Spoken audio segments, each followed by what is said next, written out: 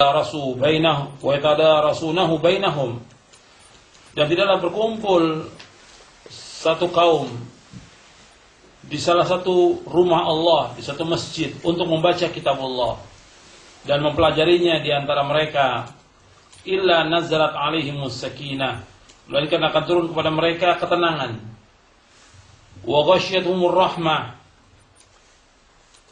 rahmat akan meliputi mereka, wa haffathumul malaikah, dan malaikat akan mengelilingi mereka, wa dzakarahumullah fi man indah, dan Allah Subhanahu wa taala akan menyanjung mereka di tengah para malaikat yang berada di sisinya. Wa man batta'a bihi 'amaluhu lam yusri' bihi nasabuh. Barang siapa yang lambat amalnya, maka tidak dapat dikejar oleh nasabnya. Hadis ini sahih dari Imam Muslim, Ahmad, Abu Daud, Tirmidzi, Ibnu Majah dan Ibnu Hibban dari sahabat Abu Hurairah radhiyallahu anhu.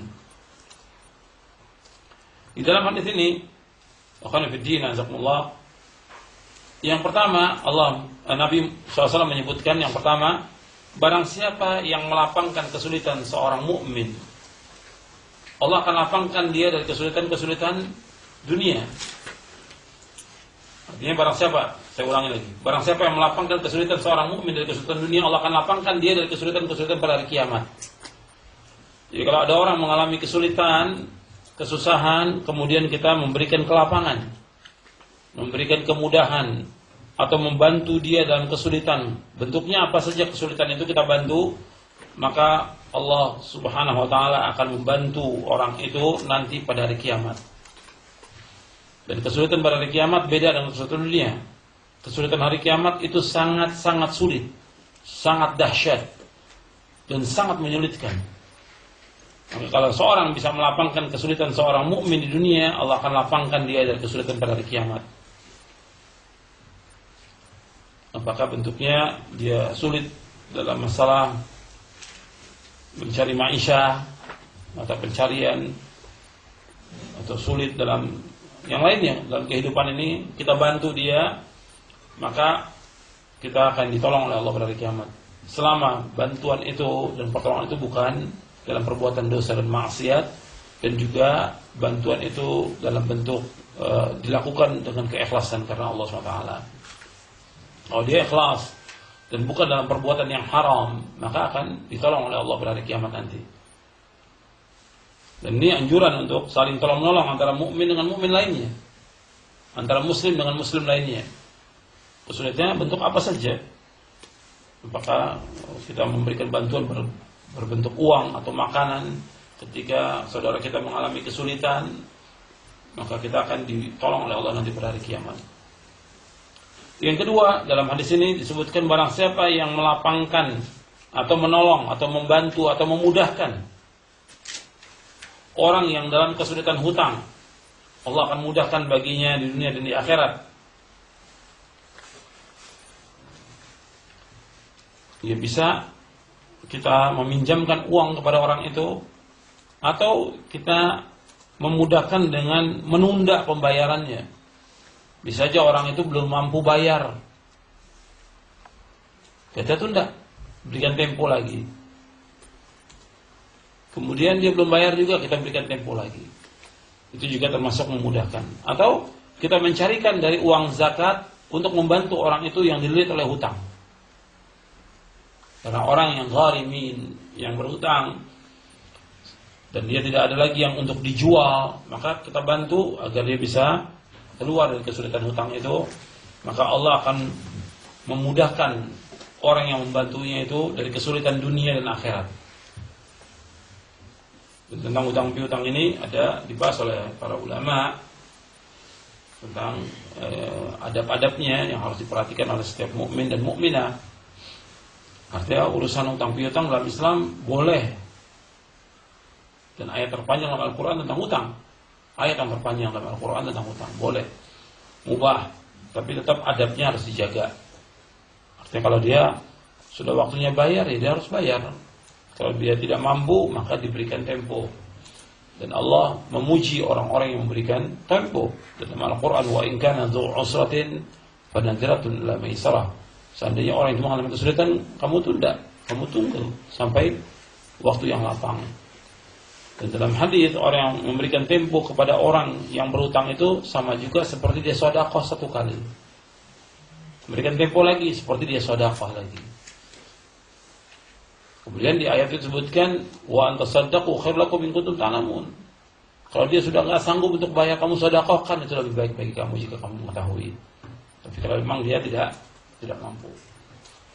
Jadi orang yang memberikan jalan keluar atau membantu kesulitan orang yang berhutang, maka Allah akan mudahkan baginya dari kesulitan dunia dan akhirat. Kemudian yang ketiga dalam hadis ini, barang siapa yang menutup aib seorang muslim, Allah akan tutup aibnya di dunia dan di akhirat. Jadi menutup aib seorang muslim ini hukumnya wajib. Enggak boleh dibeberkan aibnya seorang muslim, apalagi diceritakan dia ghibah. Enggak boleh. Jadi kalau ada seorang muslim yang memang taat kepada Allah, dia salah atau keliru, tutup aibnya. Enggak boleh disebarkan. Dan ini keutamaannya besar dalam Islam. Dan dosa yang terbanyak dilakukan oleh manusia itu ghibah. Itu yang terbanyak. Sebab kesalahan yang paling besar, kata Nabi, kesalahan Adam itu di lisannya. Aktsaru khataaya ibni Adam fi lisani. Kesalahan Adam yang paling besar, yang paling banyak di lidahnya. Dan lidah ini terlalu gampang untuk mengatakan sesuatu yang dia kadang-kadang tidak menganggap itu dosa. Padahal itu dosa. Ghibah itu perbuatan dosa besar. Dan sering menyebutkan aib-aib orang Islam. Jadi barang siapa yang menutup aib di dunia, barang siapa yang menutup aib seorang muslim, Allah akan tutup aibnya di dunia dan akhirat. Kemudian yang keempat dalam hadis ini, wallahu fi 'auni 'abdi maka al-'abdu fi 'auni akhi. Allah akan senantiasa menolong seorang hamba selama hamba itu menolong saudaranya. Jadi kalau kita selalu menolong seorang mukmin, Allah akan tolong kita. Jadi jangan bosan kalau menolong seorang muslim, itu jangan bosan. Dan jangan disebut-sebut. Apalagi kita nolong saudara kita, family kita yang mengalami kesulitan, itu bantu terus. Dia susah, bantu lagi. Dia sulit, bantu lagi. Seandainya pun dia masih tidak suka dengan kita atau masih memusuh kita dan kita lihat dia sulit, bantu. Sedekahkan. Tolong dia. Jangan kita berhenti menolong orang yang fakir atau miskin meskipun dia tidak suka dengan kita. Kadang-kadang kita karena beda pemahaman, padahal dia pemilik kita atau saudara kita nggak mau bantu. Padahal dia adalah orang yang berhak untuk dibantu.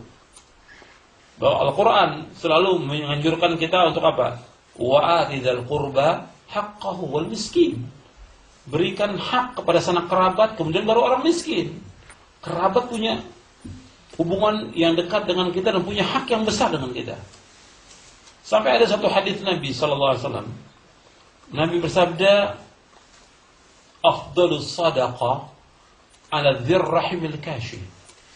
Sedekah yang paling utama kepada saudara atau famili yang musuh kepada kita, kata Rasulullah. Afdhalus shadaqah 'ala dzir rahimil kashi. Hadisnya saya bawakan di buku tentang sedekah. Sedekah sebagai bukti keimanan. Insyaallah kita akan bahas tentang sedekah itu di akhir kajian nanti, di hari yang ketiga insyaallah. Jadi sedekah yang paling baik kepada sanak kerabat yang memusuhi kita. Itu sabda Rasulullah SAW. Supaya hubungan tetap terjaga, supaya tidak putus silaturahmi itu. Nah di sini Allah akan senantiasa menolong seorang hamba selama hamba itu menolong saudaranya. Maka kita menolong saudara kita yang pertama, family, kemudian yang kedua menolong saudara sesama mukmin. Dan kalau kita sudah menolong orang, jangan selalu kita sebut-sebut pertolongan kita. Kita lakukan ikhlas karena Allah dan mudah-mudahan Allah terima. Kemudian selanjutnya yang kelima, dalam hadis ini barang siapa yang menempuh jalan untuk menuntut ilmu, wa man salaka tariqan yaltamisu fihi ilman sahalallahu bihi tariqan al-jannah. Barang siapa yang berjalan untuk menuntut ilmu, Allah akan mudahkan jalannya ke surga.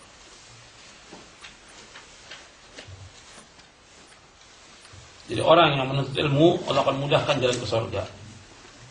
Di sini ada dua penjelasan. Yang pertama, berjalan menuntut ilmu. Menuntut ilmu ini, berjalan ilmu ada dua makna. Berjalan ilmu ini ada dua makna. Makna yang pertama yaitu menempuh jalan dengan artian sebenarnya jalan, berjalan kaki. Sebagaimana dulu para ulama